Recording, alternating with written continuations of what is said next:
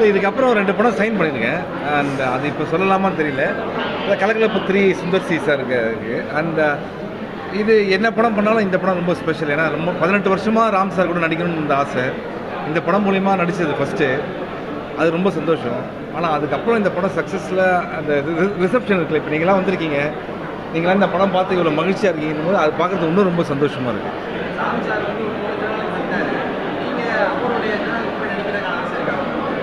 ஏன் ஆசையோட உங்களுக்கு ஆசை இருக்கா பார்க்கணுன்ட்டு? நிச்சயமா பிரதர், அது மாதிரி கடை இருந்தால்.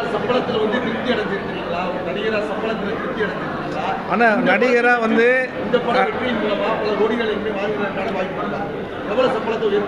ஆனால் இப்போ கமர்ஷியல் நீங்கள் வந்ததுலேருந்து வெறும் தேட்டர் காசு ஆயிடுச்சு. உங்கள் சம்பளம் என்ன வெறும் பைசாலே இருக்கீங்க. நீங்கள் ஆடிட்டரா? நீங்கள் ஆடிட்டரா ப்ரெஸ்ஸாண்ணா? நீங்கள் ரிப்போர்ட்டு தானே? ஓகே.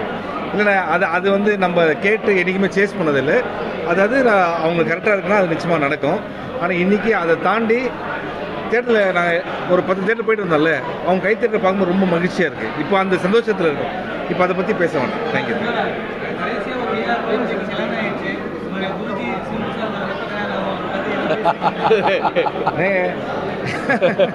பறந்து போ படத்துக்கு கூப்பிட்டா பிரேம்ஜி கல்யாணம் ஆகிட்டு சிம்பு சாருக்கு எப்போ கல்யாணம் ஆகும்? நான் வேணா இப்போ கேட்குறேன், சிம்பு சார் இந்த மாதிரி கேள்விகள்லாம் சீக்கிரமாக தவிர்க்கணும். தயவுசெய்து நீங்கள் கல்யாண இன்விடேஷனை சீக்கிரமாக அனுப்புங்க. ஓகேங்களா? தேங்க்யூ.